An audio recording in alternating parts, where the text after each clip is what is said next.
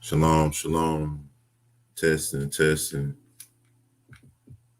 Okay, my sound is good this way. I was trying to test and see if I could work it with my headphones, but in any case, shalom and blessings, brothers and sisters, all of my kinsmen, according to the flesh, who are Israelites. Hope y'all are doing well. Hope y'all had a good day, blessed day. Want to thank the Most High as always for blessing us and giving us grace, wisdom, knowledge, and understanding. And for most of all, giving us redemption from both our sins and soon to be redeemed from the hands of our enemies. I want to say shalom and blessings to everybody in the chat. Optimal training, shalom and blessings. Brother Darnell, Shalom and blessings to you. Brother Rio, what's good, bro? Hope you're doing good. Shalom and blessings. Aniana Coleman, shalom and blessings to you, sis. Brother T, hope you're doing well, bro. Shalom. Sister Linda Ricks, shalom and blessings to you. Sister Diane Gardner Young, shalom and blessings.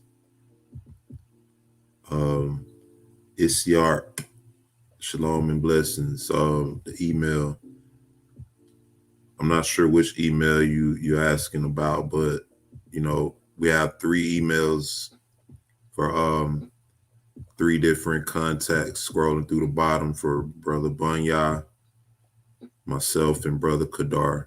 So those are our emails at the bottom. Shalom and blessings.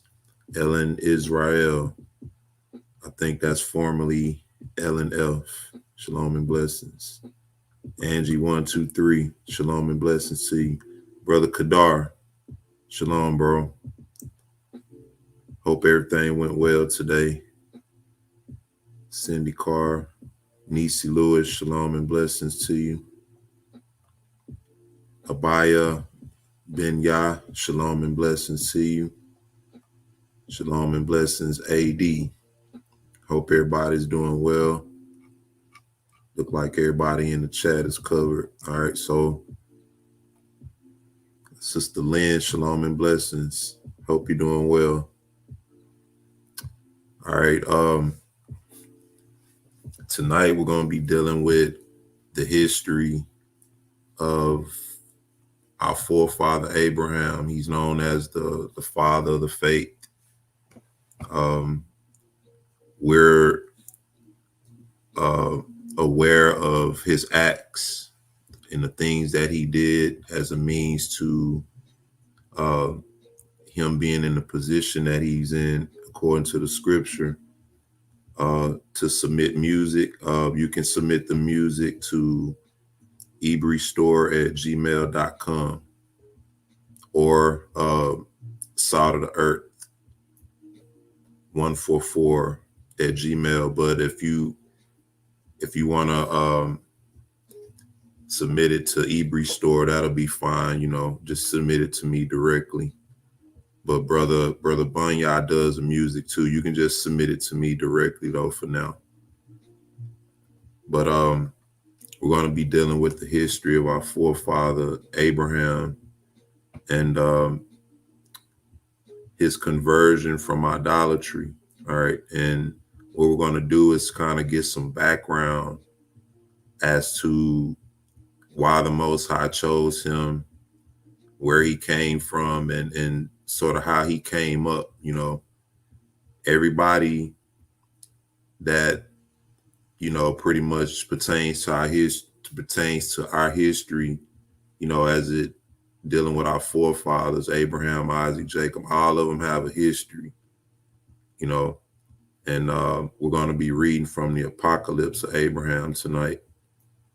And also, I think the book of Jasher goes in depth dealing with the history of Abraham and how he came up, and who his father was, and how he dealt with idolatry, and how he pretty much made a conversion from idolatry to serving the true and living Elohim. So we're going to get into that tonight. But before we do that, I want to kind of give a testimony about my experience with idolatry. And this is many, many years back. Well, not many, many years back, but back when I was in college, my first year in college. Anybody who's been to college know that when you first go to college, you have to complete a core curriculum. And each institution has their own core curriculum, and the school that I was going to, within my core curriculum, I had to take a course called World Religion. And in this course, there were certain requirements, you had to meet in order to pass the course. And one of the requirements was that whenever the class took a trip to, a certain location, you had to be present in order to get credit, you know. And if you were to miss a trip or whatever, that could really count against you. And so you had different uh, trips and things we had to go to. We had different visitors as well come to the institution we were at. And this one trip in particular we had to take, we went to a Muslim mosque. We were studying Islam. We went from studying Christianity to different religions in India, and then we went to Islam. And I noticed that the curriculums are pretty much set based on the order of the religions of the world and the things that the people do now. We had a ish guy show up to the class, and I kid you not, at this time I didn't know anything about the truth or anything, but I did believe in God, and Jesus and all of that, and there was this Jewish guy came to the class, and he had to demonstrate how they worship, and at the time, I didn't know anything about that. We didn't know anything about it. And he was tying this weird thing around his arm, some of y'all know what it is now, but he was sitting there doing it.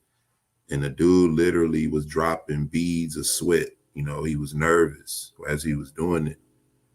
And looking back on it now, I remember who was in the class. It was me, a couple of other buddies of mine, and it was a lot of Black people in the class.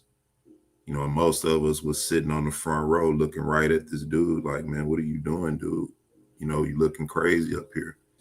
But he was doing it and demonstrating it. And, long story short, I kind of know why he was nervous now, even though we didn't have any understanding.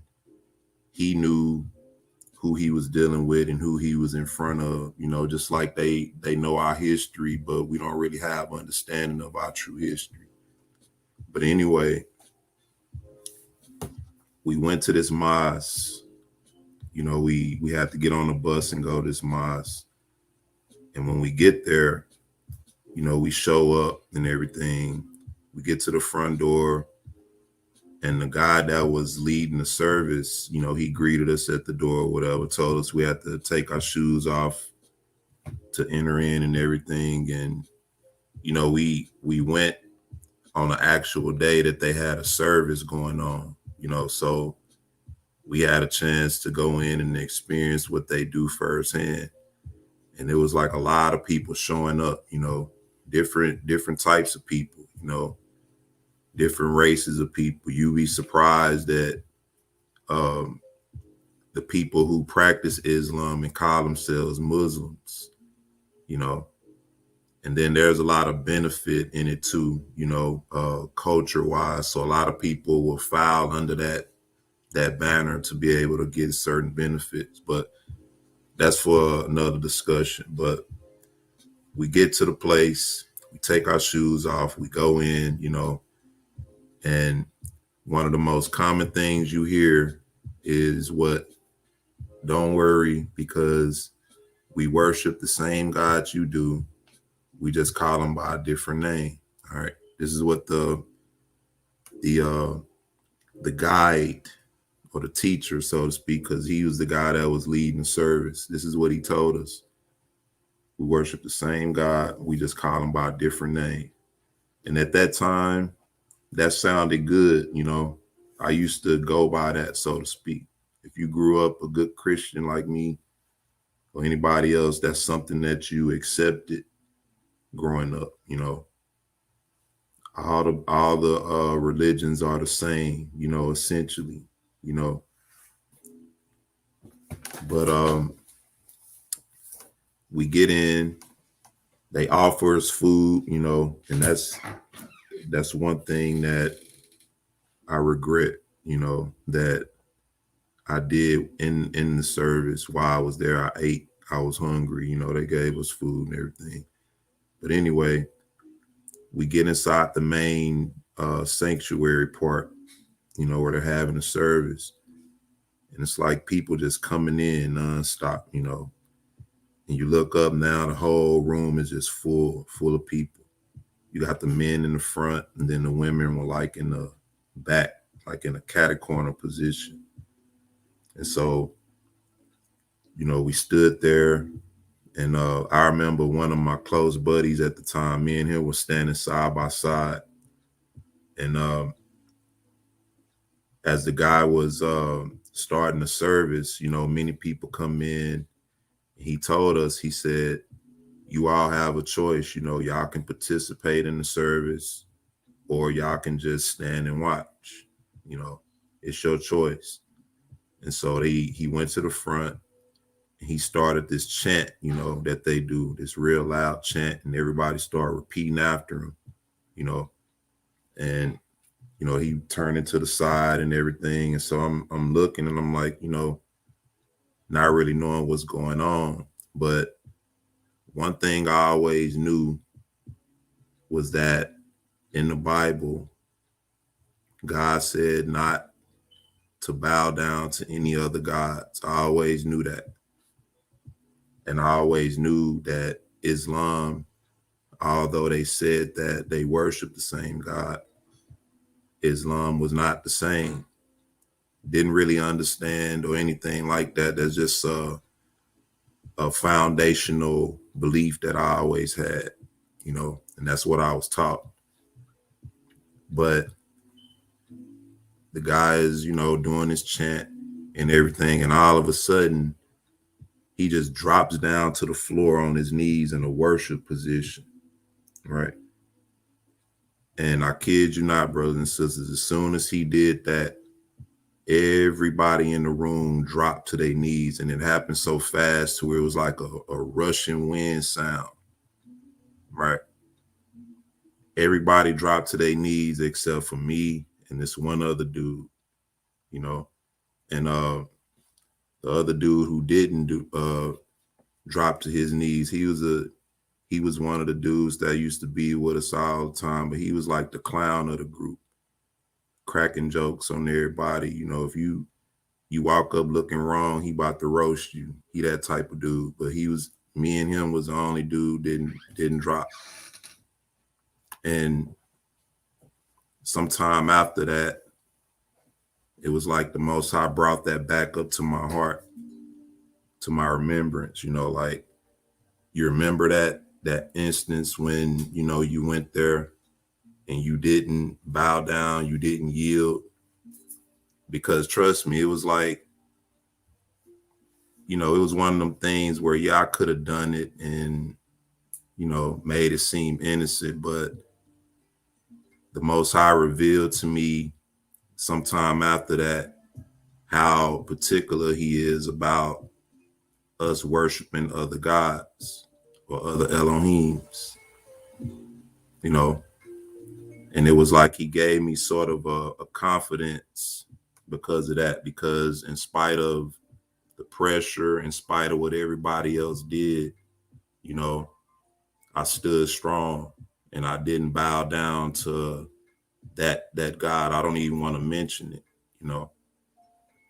but that's just an experience I had with idolatry, outside of Christianity. We all are familiar with Christianity and the idolatry and everything that goes behind that. We're going to read some things tonight, but I'm sure you brothers and sisters may have some testimonies and experiences. Some people come out of other religions and beliefs outside of Christianity, and so that was just an experience. And I've had other experiences as well where the Most High revealed himself to me in certain ways, and just thinking back on that now, it makes me feel confident still, just thinking back on that, because it shows that the Most High give you strength, even in spite of whatever situation you in. You know, one of my best buddies, like I said, he ended up dropping to his knees, just participating. But I knew him well, and I knew, you know, his dad was a deacon in the church, and his mom was in the church real strong and everything, you know. So it just goes to show, you know, a lot of our people are Christian, you know, by default, but Christianity is full of idols, and you know, it's full of things that will keep our people open to many different idols, even down to the doctrine, you know. But that was my experience with idolatry, you know, with Islam. And then, you know, sometimes after that, you know, I attended a Bible study class where I learned the truth, and we used to deal with Muslims and stuff like that, you know. So we all know the drill behind that. But I'm gonna take a break. When we come back, then we're gonna get into some history. We're gonna get into some different texts. I want to show y'all some things tonight, some things that help me to get a better understanding of the scripture as we know it. Shalom and blessings, brother Yashadek. Shalom and blessings, Yahweh Yisrael. Shalom to you. I want to thank y'all for joining in. After we get back from this break, we're going to get into an excerpt explaining idolatry, you know, and getting into some details about idolatry. And then we're going to get into the history of our forefather Abraham. And we're going to be building off of Genesis chapter 12 tonight and the history behind that. Shalom and blessings, Sister Sheila. I want to thank y'all for listening in. Peace and blessings. I'll be right back.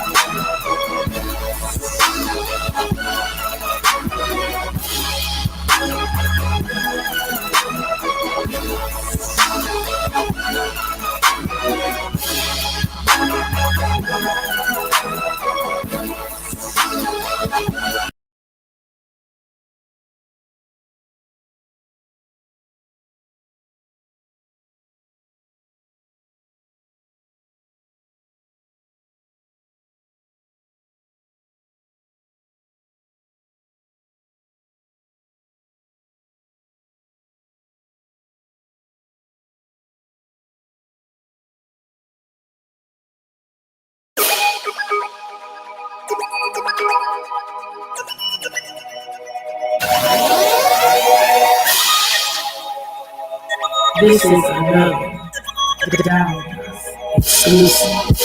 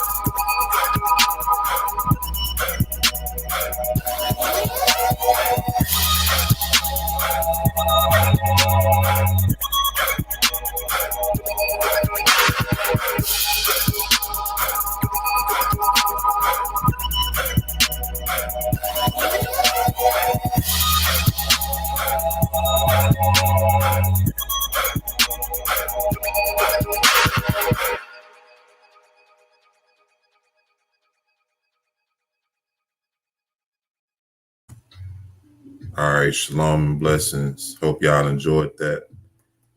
That's that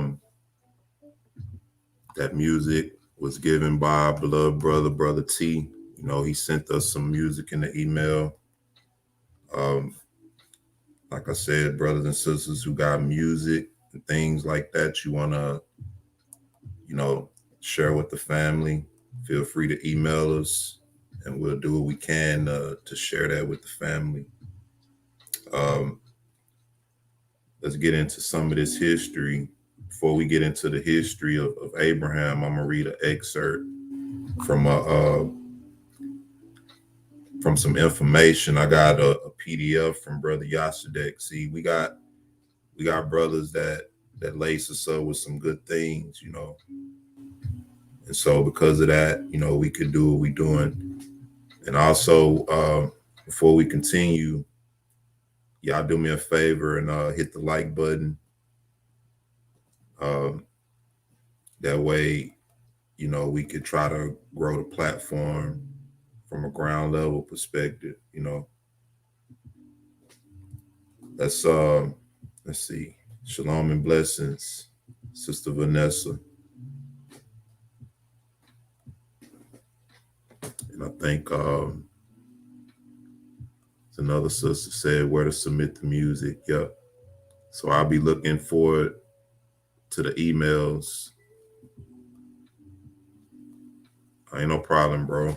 Just keep them coming too. You know, I'm gonna put those in the rotation. First one I played, I don't know what happened. It stopped, but I'm gonna run it back when we take another break. But let's see.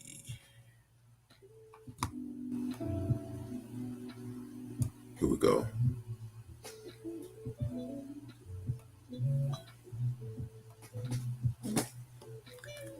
All right. The brother, like I said, the brother Yashadek Yisrael sent me some good info, and I had a chance to go through some things and came across some good stuff that I feel help the family. Now we dealing with idolatry,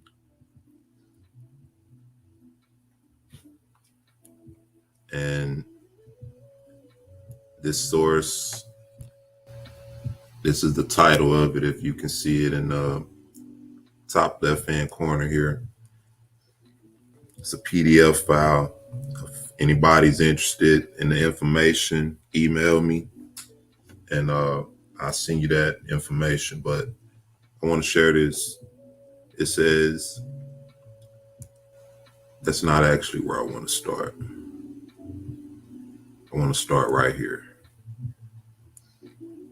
It says, for if one man only sin, his sin is great.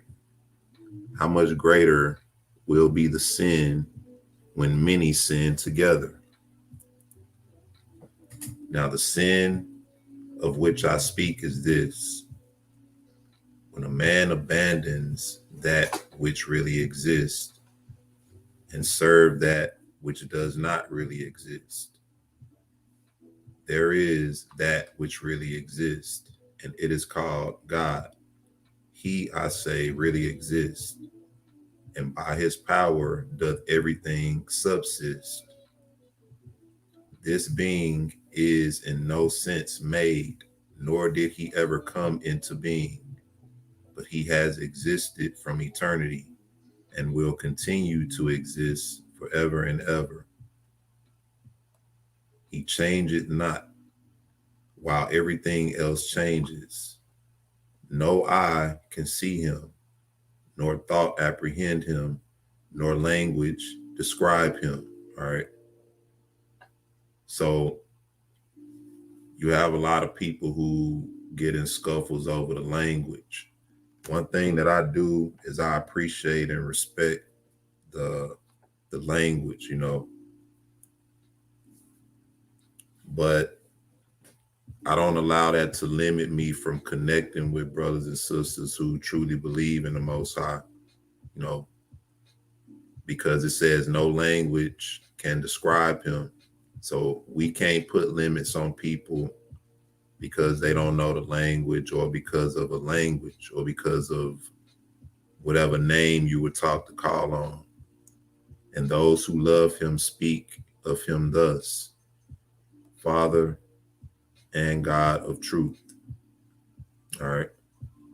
The Most High told Moses that his name would be Elohim, or God Almighty. This is his name for all generations. If therefore a man forsake the light and say that there is another God, it is plain from what he himself says that it is some created thing which he calls God. For if a man call fire God, it is not God, because it is fire. And if a man call water God, it is not God, because it is water. And if he so call this earth on which we tread, or these heavens which are seen by us, or the sun, or the moon, or some one of the stars which run their course without ceasing by divine command, and do not speed along by their own will, neither are these gods. And if a man call gold and silver gods, are not these objects things which we use as we please? Remember that he said, and if a man call gold and silver gods, are not these objects things which we use as we please? So that will make us gods over these things. But keep that in mind as we're going to get into the history. It's saying, if he so call those pieces of wood which we burn, or those stones which we break, how can these things be God? For lo, they are for the use of man. How can they escape the commission of great sin, who in their speech change the great God into those things which, so long as they continue by divine command? But notwithstanding this, I say that so long as a man does not hear, and so does not discern or understand that there is a Lord over these creatures, he is not perhaps to be blamed, because no one finds fault with a blind man, though he walk ever so badly. For in the same manner as the blind, so men also, when they were seeking after God, stumbled upon stones and blocks of wood, and such of them as were rich stumbled upon gold and silver, and were prevented by their stumblings from finding that which they were seeking after. But now that a voice has been heard throughout all the earth, declaring that there is a God of truth, and there has been given to every man an eye wherewith to see, those persons are without excuse, who are ashamed of incurring the censure of their former companions in error, and yet desire to walk in the right way. So this is talking about now in the time we're in, how the Bible said, a fool said in his heart, there is no God. All right. But notice it said that what it says, so long as a man does not hear, or so does not discern or understand that there is a Lord over these creatures, he is not perhaps to be blamed. All right. And then it goes into detail about certain men of old who sought the Most High, or sought after a God, but because they stumbled upon these things, they couldn't find the Most High. And we're going to kind of see some of that in the history with Abraham, because he grew up around a lot of idolatry. And it was up until a certain point in his life that the Most High made himself known to him. But he always had a heart and a curiosity to want to know the Most High. It says, I therefore counsel them to open their eyes and see. For lo, light is given abundantly to us all to see thereby. And if, when light has risen upon us, anyone close his eyes so as not to see, into the ditch he must go. All right. So people who refuse to see the truth about the Most High, that there is no other Elohim, it said, into the ditch they go. All right. But why is a man ashamed of the censor of those who have been in error along with himself? Why be ashamed to stand on the truth of the one true God against people who has been as wrong as you all your life? That's what this is saying. You know, you come into the truth and now you get ashamed. Rather does it behoove him to persuade them to follow in his steps. And if they should not be persuaded by him, then to disengage himself from their society. So what is that saying? It's saying that, you know, it will behoove you to persuade them to follow after you, you know, because when you come into the truth, you're going to have a lot of people trying to persuade you to stay in the lie. But it behooves you to persuade them to follow after you. And if they won't be persuaded by you, then separate yourself from them. Disengage himself from their society. For there are some men who are unable to rise from their mother earth, and therefore also do they make them gods from the earth, their mother. And they are condemned by the judgments of truth, for as much as they apply the name of him who is unchangeable to those objects which are subject to change, and shrink not from calling those things God, which have been made by the hands of man, and dare to make an image of God whom they have not seen. So it said that, for there are some men who are unable to rise from their mother earth, right? And therefore also do they make them gods from the earth, their mother. All right. You got a lot of people that's into like ancestral worship, you know, that kind of stuff. And that's what that come from, you know, Mother Earth and the different things that go along with that. And they make their deities and their gods from that. So he's saying it's a lot of people who can't rise from that, and they get condemned by the judgments of truth, for as much as they apply the name of him who is unchangeable to those objects which are subjects to change. And that's what we do, you know. That's why the Most High said in prophecy that you will no more defile my name with your idols or by your idols. Same thing. But let me see how much more of this I want to read.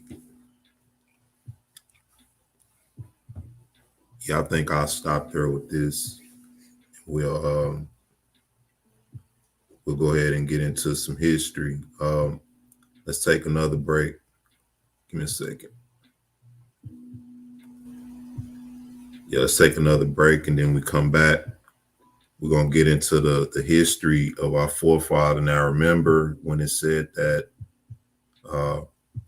some men, when seeking for God, they stumble upon wood, silver, gold, and all those different things. And we're going to see some of that with our forefather. That's what he went through many years before coming into the truth of the Most High, and the Most High separating him from his family. Shalom and blessings once again to everybody. Royal Street, peace and blessings. Thanks for joining in. Shalom once again, everybody in the chat. When we come back, we're going to get into some of this history. Peace and blessings. Thanks for listening. Be right back.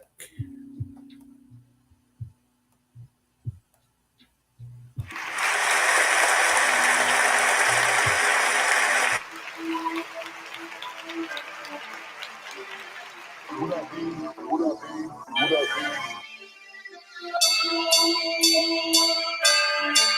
B?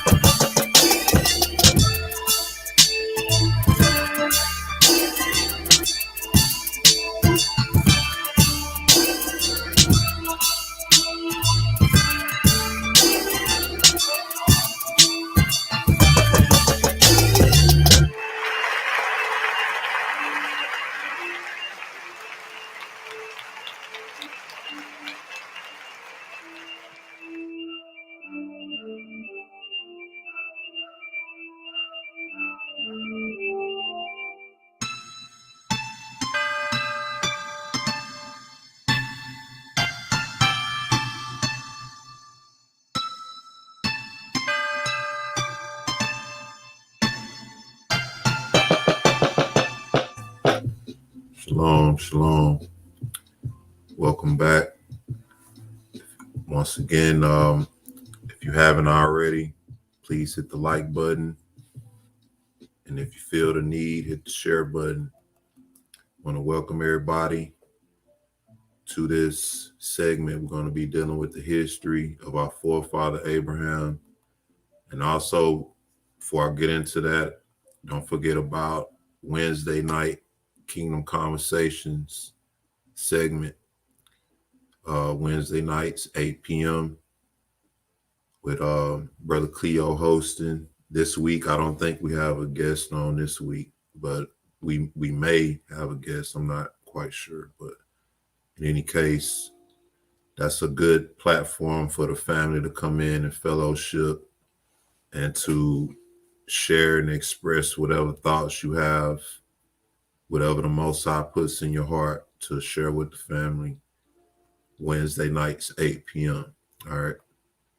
So on that note,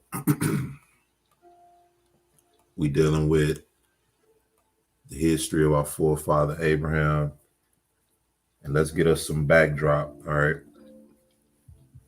The history that we're going to be reading is going to be built off this portion in Genesis chapter 12. We're going to read real quick, starting at verse 1. It says, "Now Yahweh has said unto Abram, Get thee out of thy country and from thy kindred and from thy father's house unto a land that I will show thee, and I will make of thee a great nation, and I will bless thee and make thy name great, and thou shalt be a blessing, and I will bless them that bless thee, and him that curseth, and I will curse him that curseth thee, and in thee shall all families of the earth be blessed. So Abram departed as Yahweh had spoken unto him, and Lot went with him. And Abram was 75 years old when he departed out of Haran. And Abram took Sarai's wife, and Lot his brother's son, and all their substance that they had gathered, and the souls that they had gotten in Haran. And they went forth to go into the land of Canaan, and into the land of Canaan they came. And Abram passed through the land unto the place of Shechem, unto the plain of Moreh. And the Canaanim was then in the land. And Yahweh appeared unto Abram, and said, Unto thy seed will I give this land. And there builded he an altar unto Yahweh, who appeared unto him.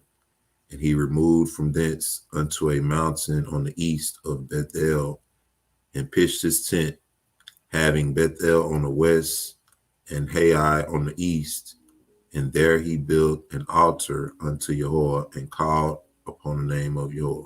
All right, so this is the Apocalypse of Abraham. In this version that I'm reading from, it has 2 chapters. We're going to be reading from the first chapter. And also, the book of Jasher also gives some detailed history on Abraham prior to him coming into covenant with the Most High, and him dwelling with his father and everything. There are some details that vary, and we'll get into Jasher's account at another time. But I thought this was a pretty good read from the Apocalypse of Abraham. I'm going to start at chapter 1. Abraham's conversion from idolatry. All right.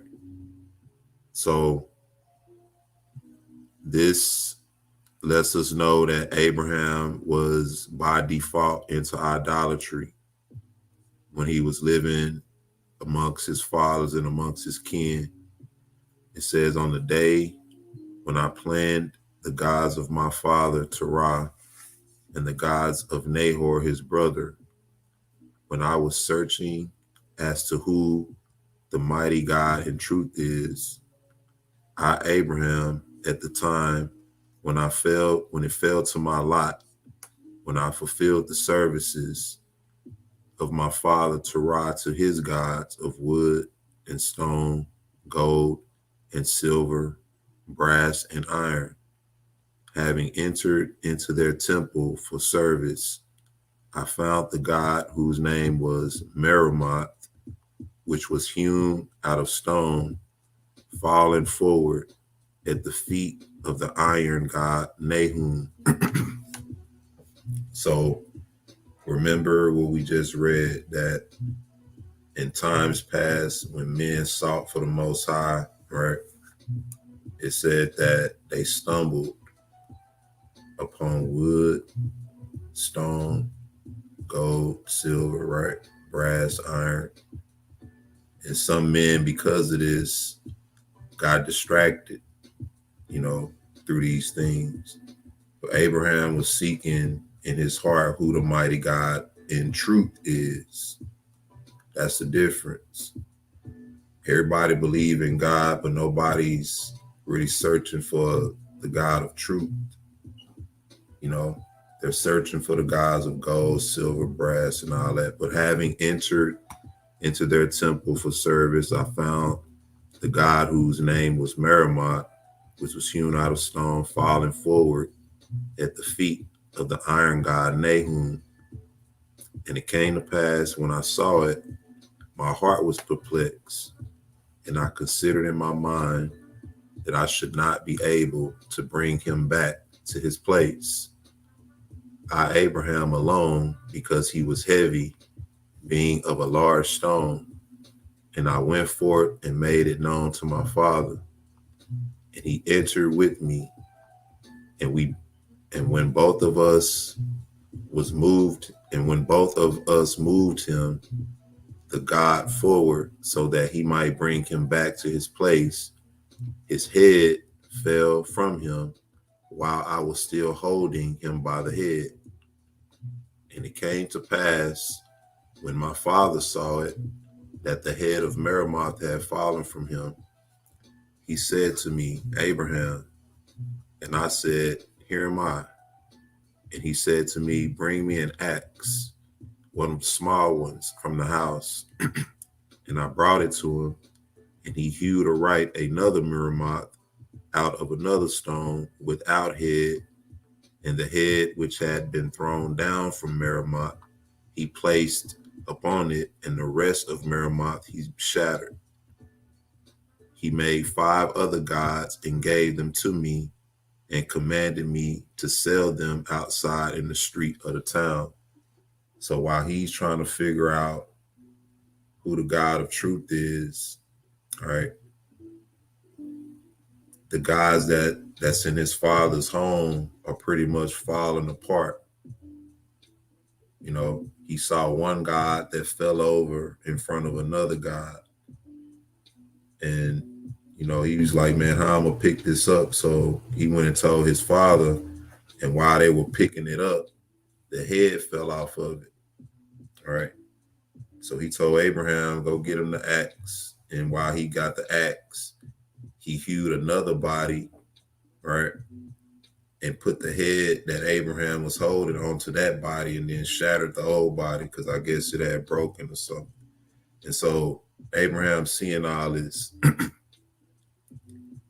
then he said, he made 5 other gods and gave them to me, and commanded me to sell them outside in the street of the town.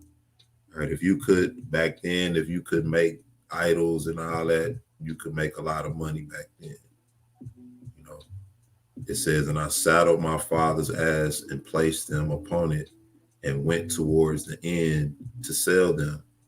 And lo, merchants from Fandana in Syria were traveling with camels, going to Egypt to trade. And I spoke with them, and one of their camels uttered a groan, and the ass took fright and sprang away and upset the gods. And 3 of them were smashed, and 2 were preserved. And it came to pass, when the Syrians saw that I had gods, they said to me, Why didst thou not tell us that thou had gods? then we would have bought them before the ass heard the sound of the camel, and they would have not been lost. So in other words, he met these people while he was out there trying to sell his gods that his father told him to sell. And while he was talking to him, I guess the camels, you know how animals are, one of them uttered a groan and scared the other one and ended up breaking three of the gods that Abraham had. And when they saw that, like, man, we sitting there talking all this time. Why you didn't tell us you had idols? We would have bought them, right? Before this happened, Then they said, give us at any rate the gods that remain. Right. So he had two left. And we will give thee the proper price for the broken gods, also for the gods that have been preserved. For I was concerned in my heart as to how I could bring to my father the purchase price. And the three broken ones I cast into the water of the river Gur, which was at that place, and they sank into the depths, and there was nothing more of them. All right, so while he's still trying to figure out who the God of truth is, this happened. Some animals got upset and broke three of the gods.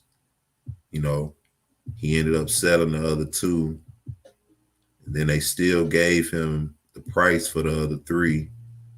And he took the remains of the other three and threw them into the river, right? And it said there was nothing more of them.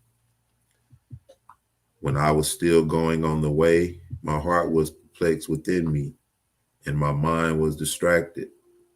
And I said in my heart, what evil deed is this that my father is doing?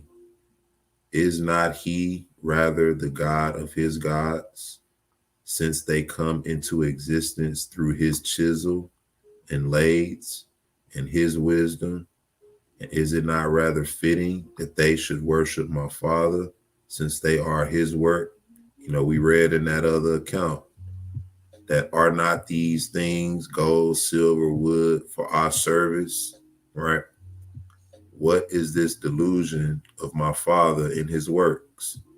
Behold, Meremoth fell and could not rise in his own temple, nor could I by myself move him until my father came.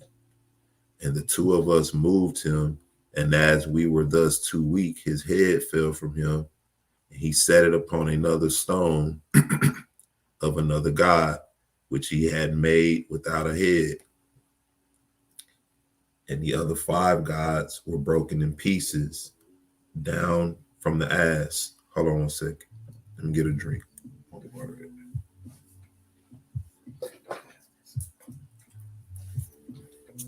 1 second, y'all. Oh, here it is.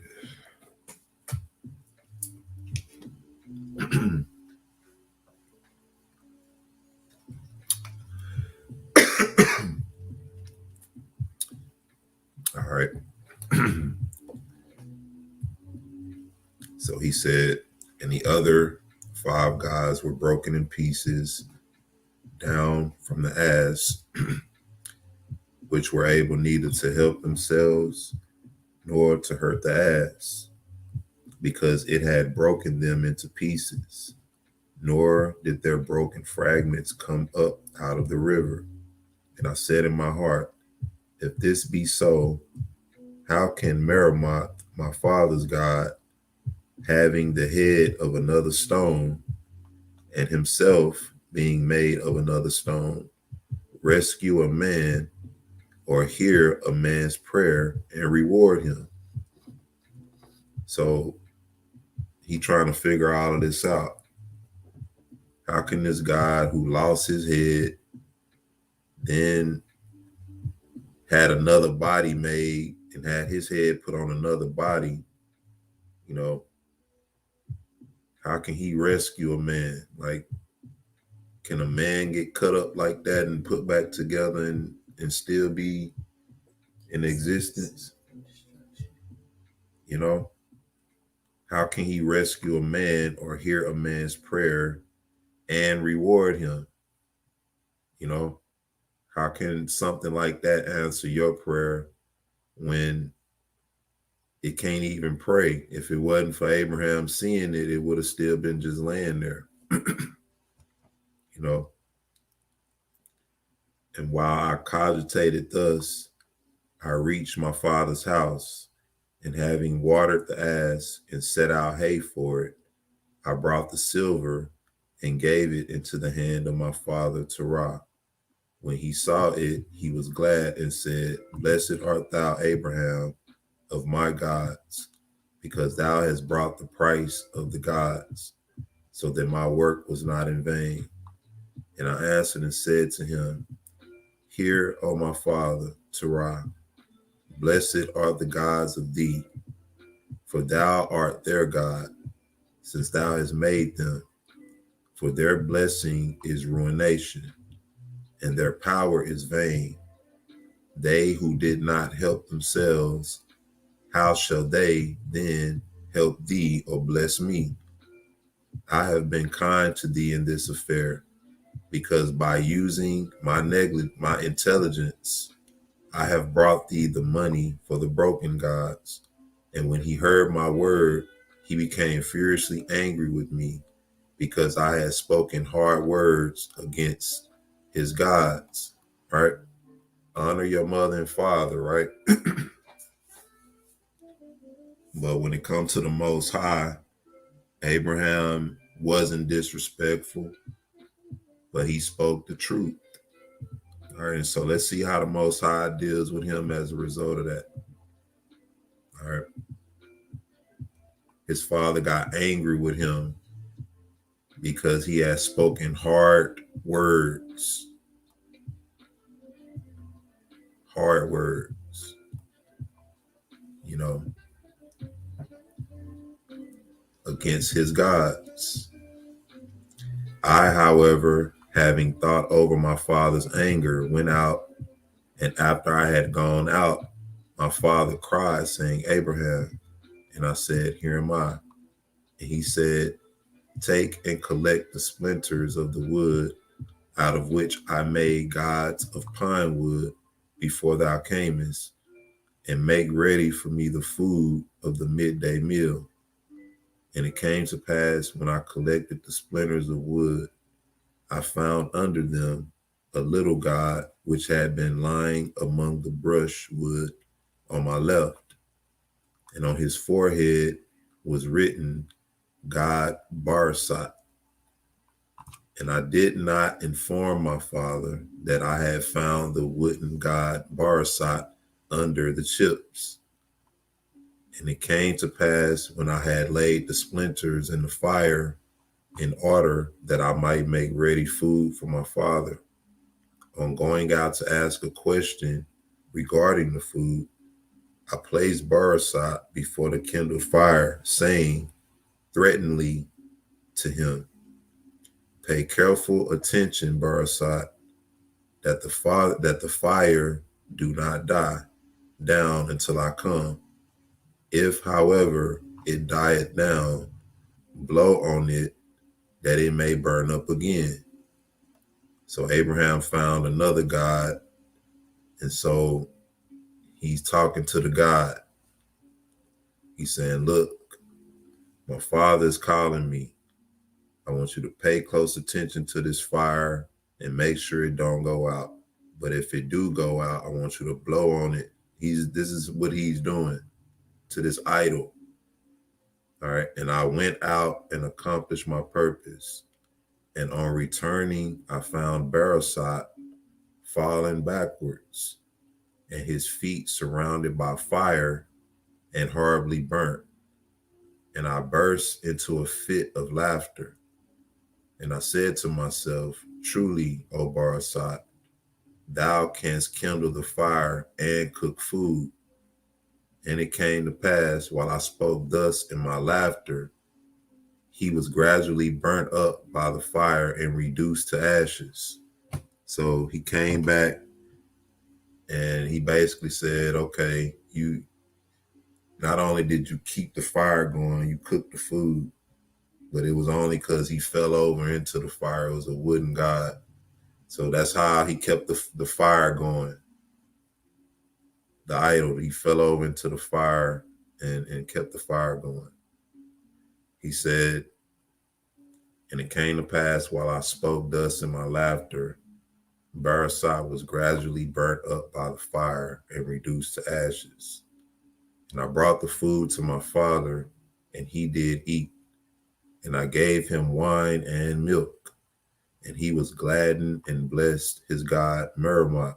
And I said to him, O Father Terah, bless not thy God Merimoth, and praise him not, but rather praise thy God Barasat, because loving thee more, he had cast himself into the fire to cook thy food. And he said to me, where is he now? Just told him he burnt himself up to cook your food.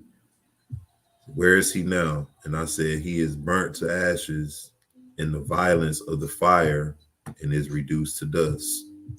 And he said, great is the power of Barasat. I will make another today and tomorrow. He will prepare my food.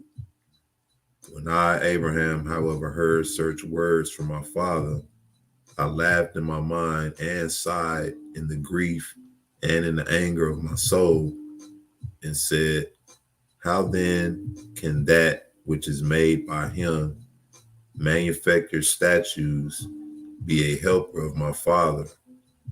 Or shall the body then be subject to its soul, and the soul to the spirit, and the spirit to folly and ignorance? And I said, it is fitting once to endure evil. So I will direct my mind to what is pure and lay my thoughts open before him. And I answered and said, so in other words, you know how somebody in your family or somebody, you know, that you respect and admire, they do something and you feel compelled to speak to them, but you really don't want to speak or let them know what's really on your heart. So this is what Abraham is going through. And he said, oh, Father Terah, whichever of these thou praises as gods, thou art foolish in thy mind. Behold, the gods of thy brother Orah, which stand in the holy temple, are more worthy of honor than these of thine. For behold, Zucus, the god of thy brother Orah, is more worthy of honor than thy god Merimoth, because he is made of gold, which is highly valued by people. And when he groweth old in years, he will be remodeled. But if your God Merimoth is changed or broken, he will not be renewed, because he is a stone, the which is also the case with the god Jovan, who standeth with Zucus over the other gods. How much more worthy of honor is he than the god Barasat, who is made of wood, while he is forged of silver? How is he made by adaptation of man valuable to outward appearance?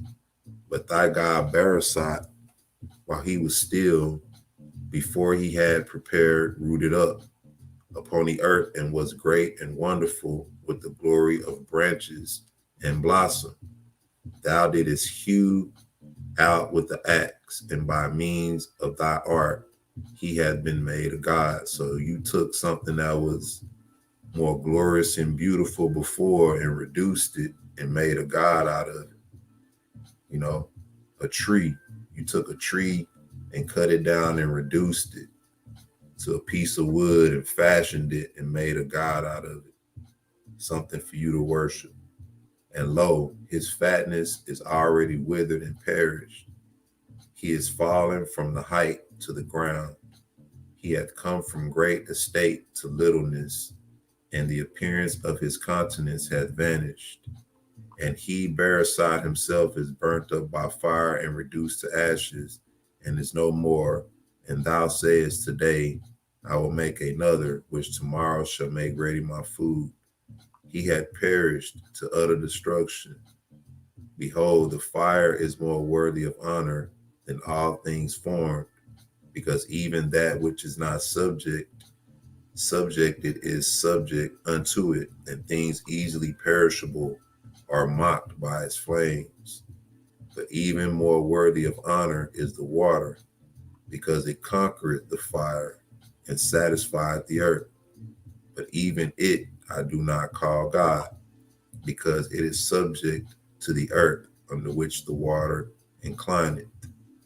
But I call the earth much more worthy of honor, because it overpowered the nature and the fullness of the water, even it, the earth. However, I do not call God, because it too is dried up by the sun, and is apportioned to man to be tilled. I call the sun more worthy of honor than the earth, because it with its rays illumineth the whole world and the different atmospheres. But even it I do not call God, because at night and by clouds its course is obscured. Nor again do I call the moon or the stars God, because they also in their season obscure their light at night. But hear this, Torah, my father, for I will make known to thee the God who hath made everything. Not these we consider as gods. Who then is he, or what is he, who hath crimsoned the heavens and made the sun golden, and the moon lustrous, and with its stars, and hath made the earth dry in the midst of many waters, and set thee in, and tested me in the confusion of my thoughts? Yet may God reveal himself to us through himself. And it came to pass, while I spake thus to my father Terah in the court of my house, there cometh down the voice of a mighty one from heaven, and the fiery cloud burst, saying and crying, Abraham, Abraham. And I said, Here am I. And he said, Thou art seeking in the understanding of thine heart the God of gods and the Creator. I am he. Go out from thy father Terah. Get thee out from the house, that thou also may get thee out from the house, that thou also be not slain in the sins of thy father's house. And I went out, and it came to pass when I went out, that before I succeeded in getting out in front of the door of the court, there came a sound of a great thunder, and burst him and his house and everything whatsoever in his house down to the ground 40 cubits. All right. So basically, our forefather Abraham grew up like most of us, you know, most of us who grew up in households where there was a lot of idolatry, a lot of falsehood, a lot of superstitions, a lot of step on your crack, break your mama's back, stuff like that, you know. Don't sweep my foot with the broom type stuff, you know. We grew up around that. That's what our forefather grew up around. He was raised around it. He was even subjected to it up until a certain point. But he did what the scripture said. He honored his father. You know, he obeyed his father. But the Mashiach told us that if we love father, mother, son or daughter, wife, husband, whoever more than him, then we're not worthy of him. That wasn't a new concept. That was a concept that stood all the way from the beginning. And Abraham proved that he loved the Most High more than his father, even to the way that he spoke to his father, you know, regarding Elohim, you know. And it just gives us an example of how we should be when it comes to dealing with the Most High, standing for the Most High, you know, in front of our families, friends, people who say they love us, but when we step in this truth, we see what it really is, you know. And coming into this truth, you know, it's not nothing that we should be aggressive about, you know. We should still be loving in our hearts. But this was a situation where uh, Abraham was dealing with somebody who couldn't be converted. You know, his father's heart was set on idols and idolatry. You know what I mean? Even to the point where he was praising them for, you know, cooking his food and stuff like that. This is the kind of stuff we see growing up, you know, in a lot of different ways. Through superstitions, witchcrafts, and, you know, different stuff we taught, believing growing up. But this was the history, the beginning history, rather, of our forefather Abraham before the Most High separated him from his family.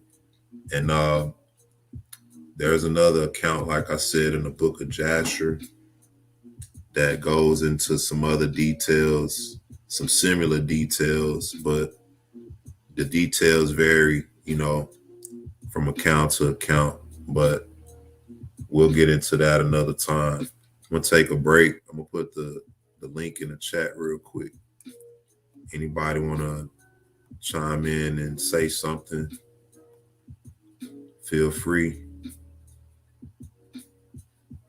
And while we're doing that, I'm gonna take a break and I'm gonna come back and I'm gonna look at some comments, see what y'all got to say. Shalom and blessings once again to everybody. Thank y'all for joining in. Hope y'all having a good evening. Hope y'all had a good day. And we'll be right back.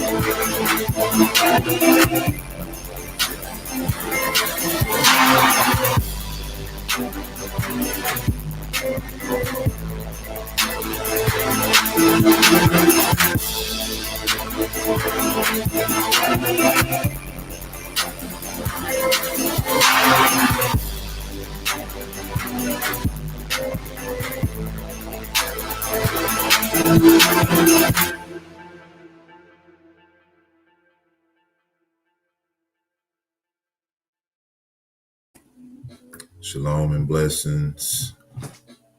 Welcome back. Let's see what y'all got up in the comments. Look like everybody just vibing out in the comment section. Not too much going on.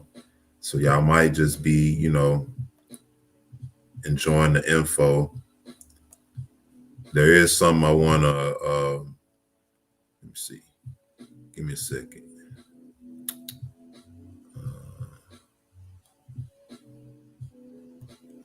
Let me find it.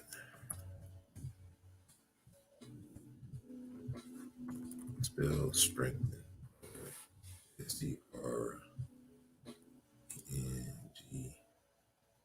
STRENGTHEN. Strengthen.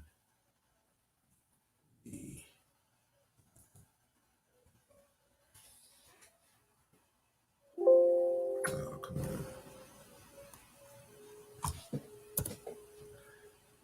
I'm trying to find this passage in the Dead Sea Scrolls that goes with what we're dealing with. I'm gonna just quote it. He's basically telling him to strengthen the loins of your servant, that you may stand against the spirit of falsehood. Let me see.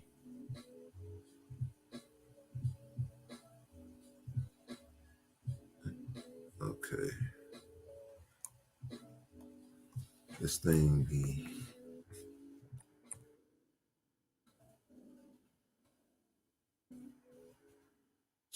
and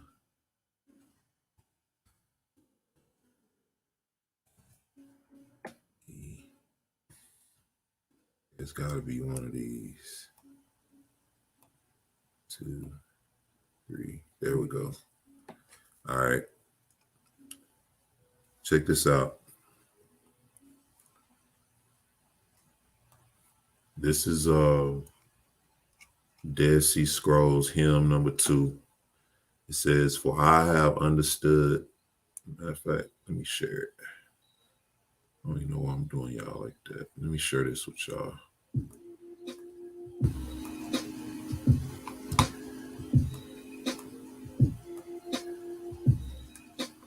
Okay, here we go. Check this out. "For I've understood that it is thou who dost establish the path of whomsoever thou choosest. Thou dost hedge him in with true discernment, that he may not sin against thee, and that his humility may bear fruit through thy chastisement. Thou dost purify his heart in thy trials. Preserve thy servant, O God, lest he sin against thee, or stagger aside from any word of thy will. Strengthen the loins of thy servant, that he may resist the spirits of falsehood, that he may walk in all that thou lovest, and despise all that thou loathest or hate." He says, strengthen the loins of thy servant, that he may resist the spirits of falsehood. And that's what our forefather Abraham did. He stood strong in the presence of falsehood, and no ultimate test than to stand strong in front of those, your family, your mother, your father, the people who taught you, who God is and how to serve God and how to believe in God and all of that. You come into the truth, and now you find out that everything that they taught you is rooted in falsehood. Not that they don't love you. It's just that they taught you what they knew. But the Most High chose you and opened up your understanding to see his truth. And now you have to stand in the presence of all of that. Many, many generations of it that led to you being the breaker of it. So this is the prayer that we have. This is the prayer that I dedicate to the family. May we have this strength. May we have this spirit in times of falsehood, and I know how it is. We don't want to be confrontational, and I'm the same way sometimes, but I'm also the type at times that will speak up, especially when I feel it's really necessary. But this is something that, like I said, I hope we all can pick up, that level of faith, that level of strength. It says, "It seems Abram received an unction to leave idolatry, the same as he called us away from Christianity." Exactly. That's a good parallel, because like I said, no better test than to deal with your family and your family and everybody. That's where you learn about God and tradition and everything. Let's see, what book is that? Uh, hymn number 2, the hymns and poems section, hymn number 2. It's actually some real good reads in the hymn and poem section. Y'all should check that out. But are there any more questions, comments?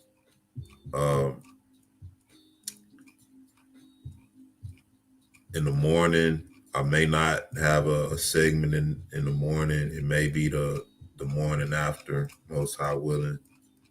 But like I said, this week was just sort of getting into a rhythm. And the week after, most high willing, we'll beef it back up because I got a lot of stuff I want to share with y'all, man.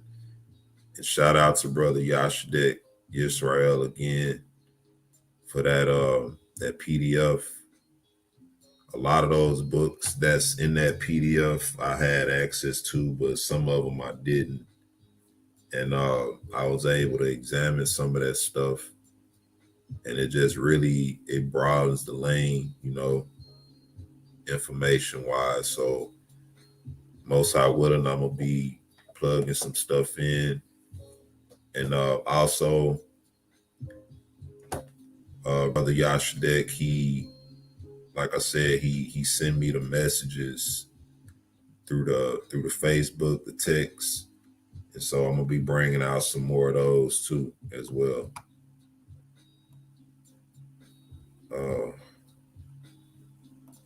And say, where could you find the Apocalypse of Abraham? If you want it free, you can find a PDF online. Of course, if you want the book, you have to order it online. But you can find a PDF online. The Apocalypse of Abraham, you have to look at a lot of those PDFs too, because a lot of them have a lot of these books in them, But I found it by itself. If you email me, AD, if you want it, email me and I can give you access to it.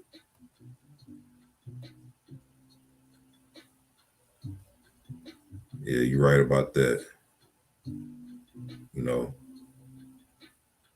Yeah. And I know you probably referring to the idolatry. Yeah. Shalom and Blessings. Yeah, you're right. We haven't, we haven't changed. And the thing about it is getting worse, especially for those who are set in it. You know what I mean? It seemed like when it comes to the truth, the Most High moved in waves. Like I came into the truth, I want to say it was back in early 2000s when I came into the truth. And I just spoke with a brother the other day who has a strong platform. We was talking, and he asked me about that, and he told me that back during that time it was a wave. The Most High was moving during that time. And all I can recall is coming into the truth during that time. And then there was another wave that came. I've met a lot of people recently who say they came into it around 2016. So it's something divine going on, to say the least. But a lot of our people are still stuck, and I know people are seeing the information, Facebook, hearing it, and a lot of our people, upon hearing it, they reject it, due to these New Testament beliefs. Not sure Israel is in the place they say. Yeah, me either.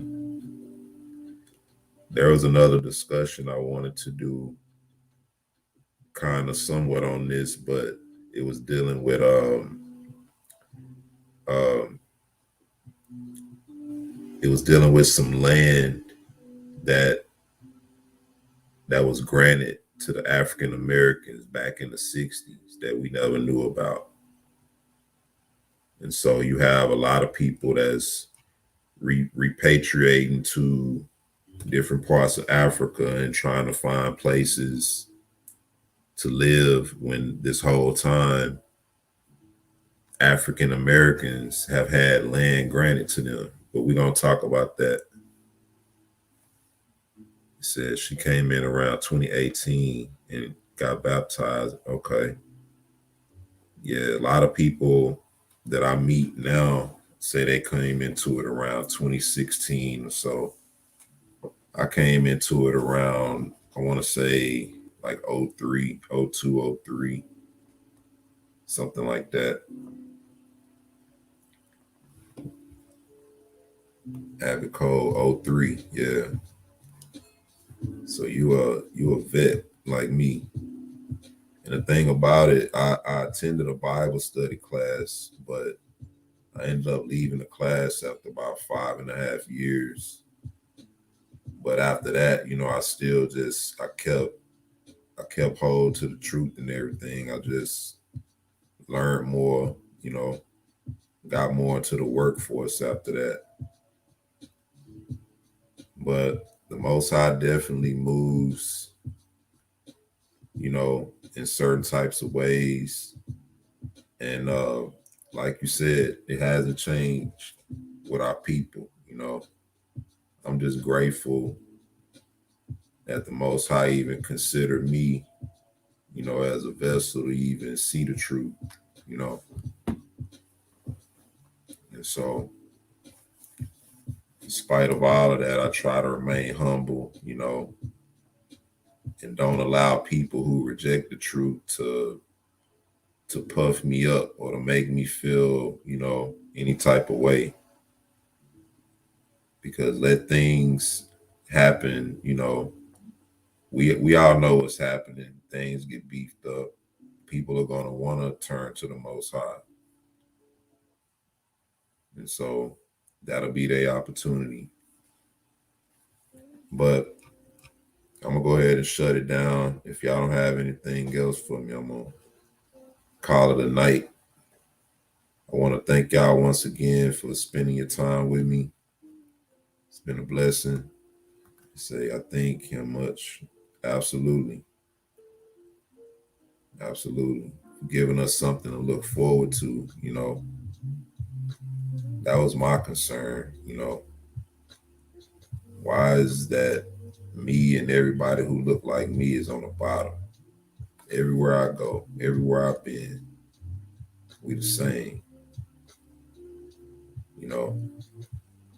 No amount of money or position or none of that can separate nobody who look like me from the condition we in. And we can even see that on TV. Look at Will and Jada Smith. And I'm gonna be real with y'all. I don't really believe in none of that stuff that they trying to propagate. They actors. You know what I mean? So I believe this is just their way of staying relevant, and keeping people distracted, but then it also reveals the true hearts of our people. Where's our attention at? What are we more focused on? Like, so what Jada said this about Will. They've been married almost 30 years. Do you really care about what goes on in a bedroom with somebody who's been together 30 years? Really? It's disgusting. But it's a distraction. And it reveals the overall essence of our people and our dysfunction. And not to say that other people ain't going through it, but once again, who's the face of all the degradation in this nation? Shalom and blessings, Sister Aniana Coleman. Like I said, y'all, I'm gonna shut it down. I want to thank y'all for your time. Sleep well. May the Most High be with you. And what's tomorrow? We may come back with something tomorrow, maybe. I've been wanting to get with Brother Kadar on this issue I have for him. I'm sure that's going to have him going, but we'll see about that, Most High willing. Y'all stay safe, sisters and brothers. Sleep well. Peace and blessings. Until we meet again, shalom.